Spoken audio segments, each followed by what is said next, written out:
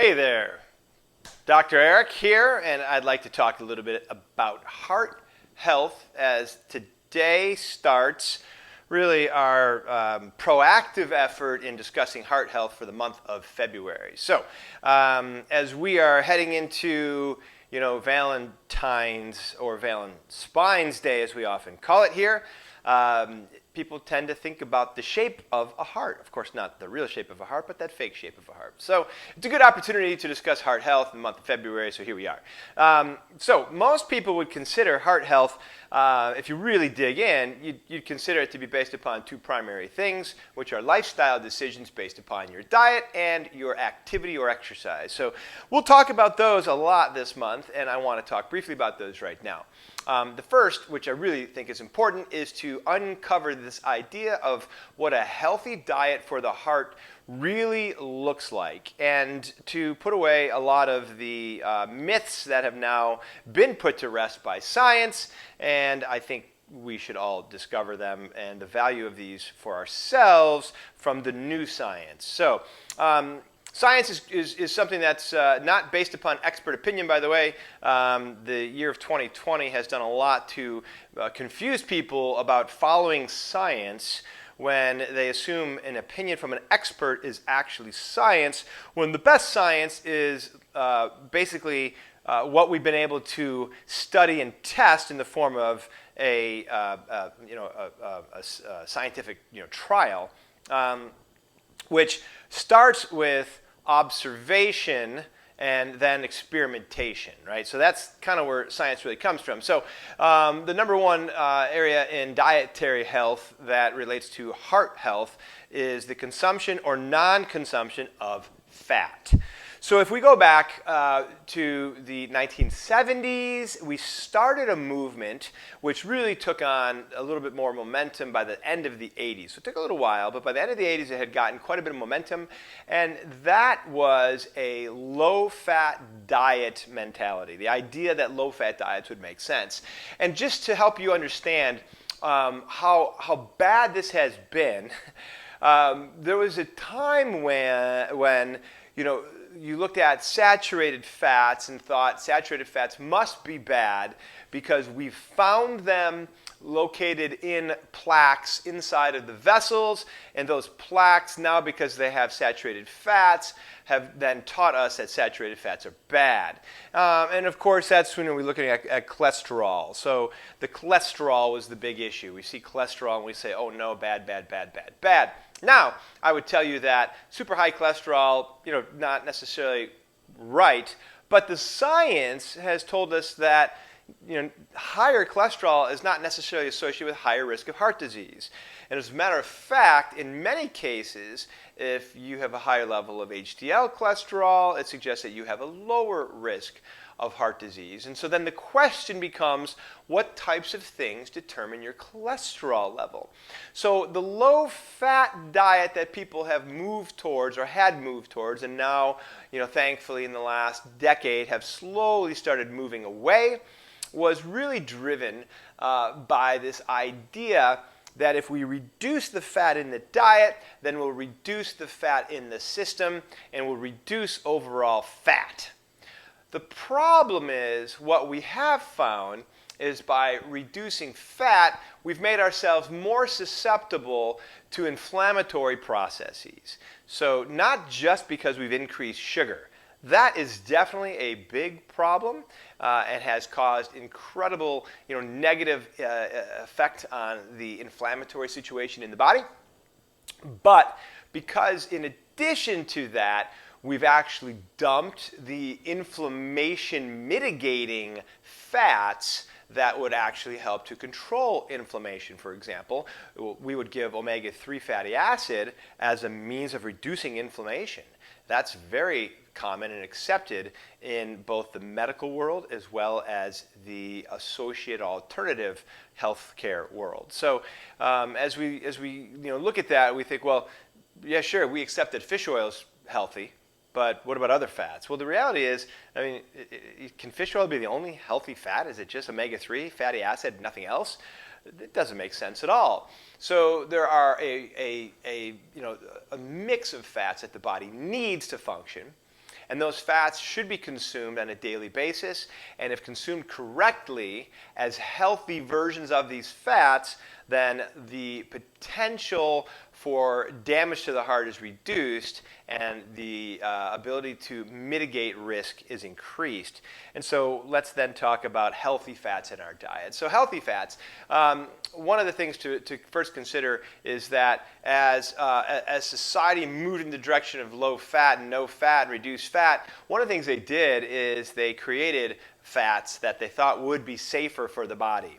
So that's a really important line, that they thought would be safer. So just like this year, there's been a lot of non-science being touted as science as it relates to COVID-19 because we assume that because of, and this is what we think, that's not necessarily a very wise way to go forward, especially considering man's record is really bad without experimentation. And let's just go back to where I was talking about, which is trans fat. So trans fat was assumed to be healthier than butter for years and years and years and years. Don't eat butter. Look at this margarine, which for many years was roughly 30% trans fat by volume. So you got a container and 30% of what's inside of that is trans fat. Anyone who's read a label over the last decade, except for now, because now it's already been put to rest. So most kids coming up right now would be like, wait, what about trans fat? I don't even know what just trans fat is, right? And kids, like a 20-year-old millennial at this point, really likely doesn't have a whole lot of knowledge of trans fat.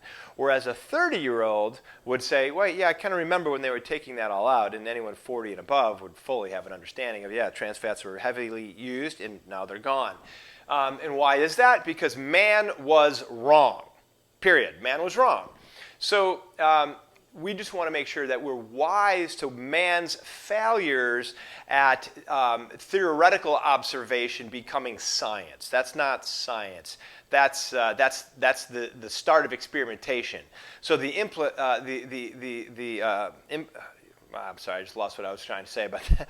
So, but basically, getting into the use of trans fat was the start, I guess I was going to say the implementation of trans fat in the culture was the start of experimentation. There was no experimentation that was preceding the utilization of that fat in society. Therefore, society was the test. We were the experiment.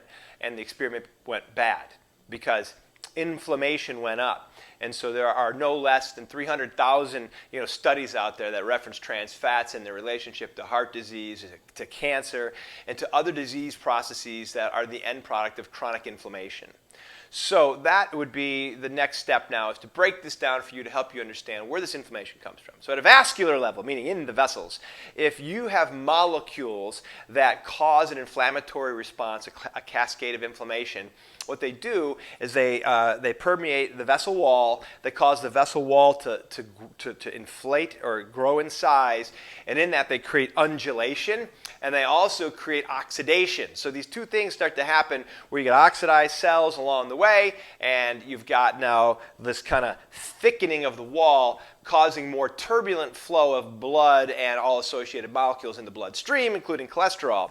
So now on top of that, if your cholesterol is actually being built from a fat that's a relatively inflammatory fat or an oxidized fat, which is exactly what trans fats are, now you have a problem because the hydrogenation effect causes this oxidation, or causes basically this ability of this fat to stick. It won't break down, which is why they made them, but it will stick. And so now you've got a vascular system that's already got turbulent flow, not just, you think about it. When the river flows straight, man, stuff just flows. When the river starts to get lots of bends and bows and bends and bows, you get little pockets, little areas that start to form where it's stagnant water, which is where oxbow lakes come from over time.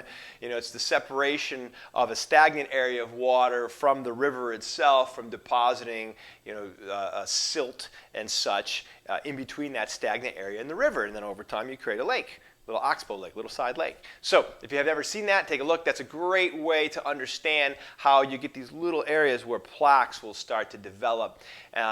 One of the things, too, that's good to understand is that when you go through an inflammatory process, you are moving in the direction of scar tissue. And at scarring, at full-on scarring, now you've created an irreversible problem. So until the point where it's scarred, you can reverse these changes through dietary change, adding healthy fats back in. And healthy would then be obviously away from man-made fats. Also, healthy is moving away from damaged fats, so fats that have sat around too long, been exposed to too much sunlight.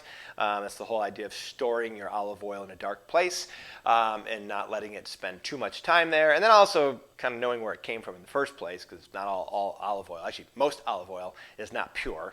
But then, on top of that, what do we do to damage our fats? How high do we heat them?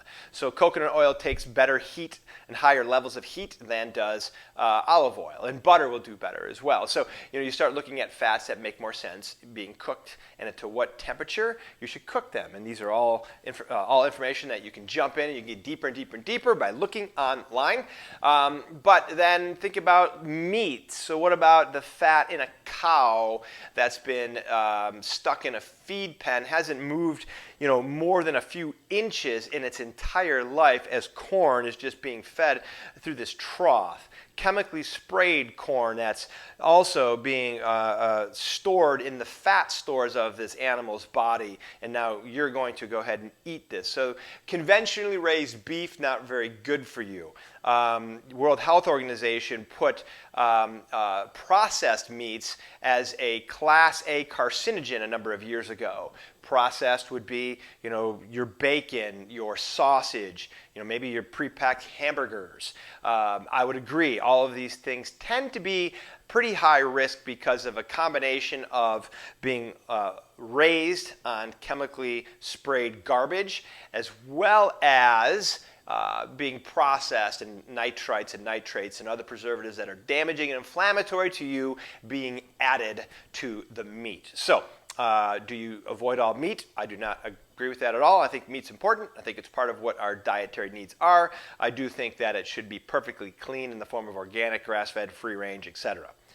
And that's going to be a more healthy fat. Fish, the healthiest fish you can get, wild. However, still come with toxins, so you have to reduce the total amount of fish that you eat based upon the fact that they are toxic. So we've got this balancing act that we want to do, but seeds and nuts would be a very healthy place to go get your fat. Now, on a kind of a hierarchy, I would put walnuts at the top on the nut side of things as the best nut to eat from the standpoint of the highest omega-3 fatty acid. And omega-3 fatty acids that come from vegetarian sources come into the body as ALA, and you can convert to EPA, so you get more of the benefit of a true fish oil when you're converting, but you can't convert all of it.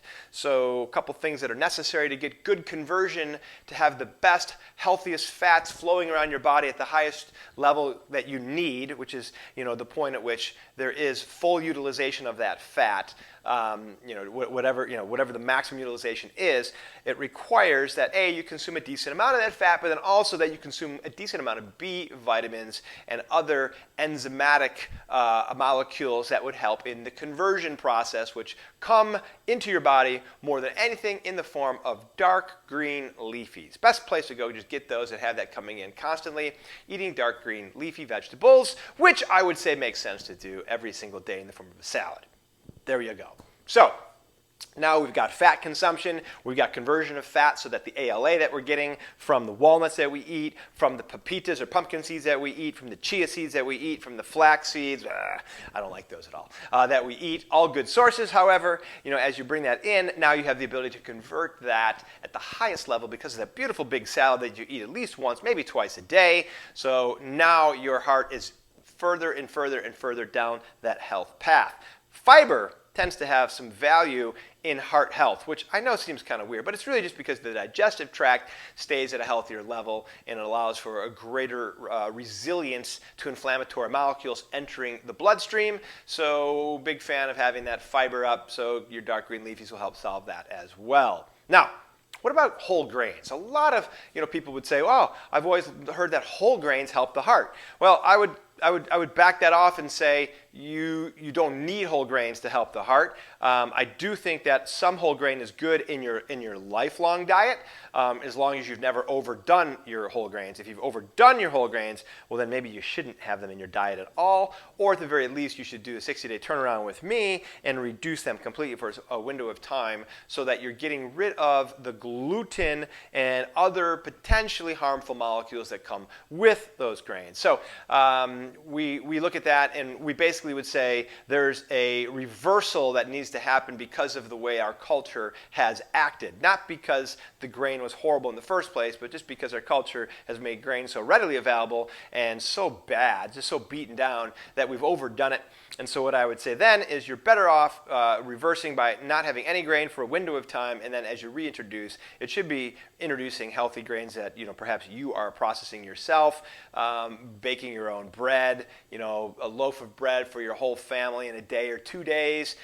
Once you're back on the health train is not so bad, but to go and have sandwiches, rolls, crackers, pretzels, and such and such and such and such, bagels, pancakes, waffles, cereal, that's the cultural problem. They ruin themselves. We've ruined ourselves due to the high level of grain consumption. So, all right, let's jump over to diet real quick because I think diet's a good one to talk about. So I would say it's a real important thing to understand kind of where the science has gone in diet. Dr. Mercola has some good stuff on his website where he's pulled some scientific studies over and kind of made this really good area that talks about high intense interval training, HIIT exercise, and he's done a lot of work by pulling scientific studies, again, not expert opinion, scientific studies that have demonstrated how long duration exercise should be something that is done, in small pieces. It shouldn't be your entire focus. You shouldn't be hour-long class all the time.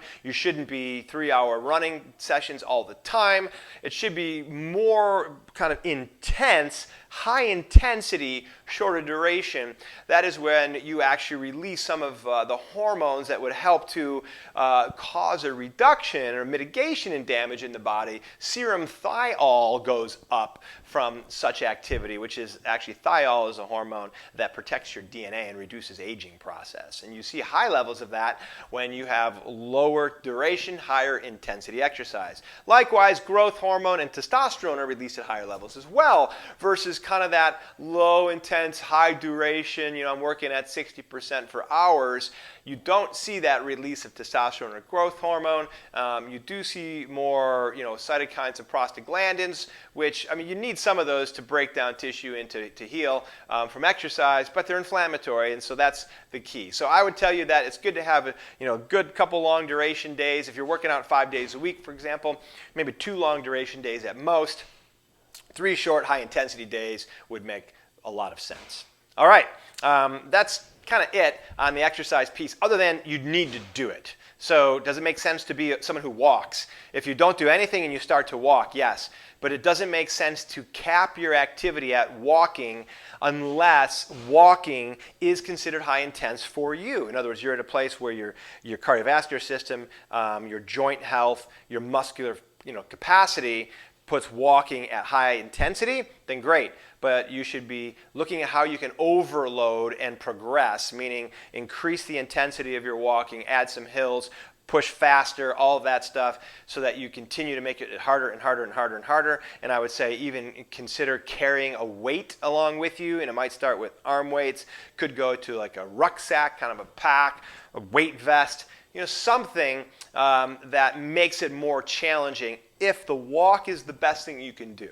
You might feel weird if you're walking around your neighborhood carrying an 80-pound sandbag on your back, but feeling weird and surviving longer than everyone else tend to be two things that perhaps belong together. Who cares if I feel weird if my health is so much better than everyone else in this culture? That's kind of how I feel. So, all right, February is going to be a month of more information coming out about health, heart health. I hope you enjoy this first segment. Be blessed. Have a great day.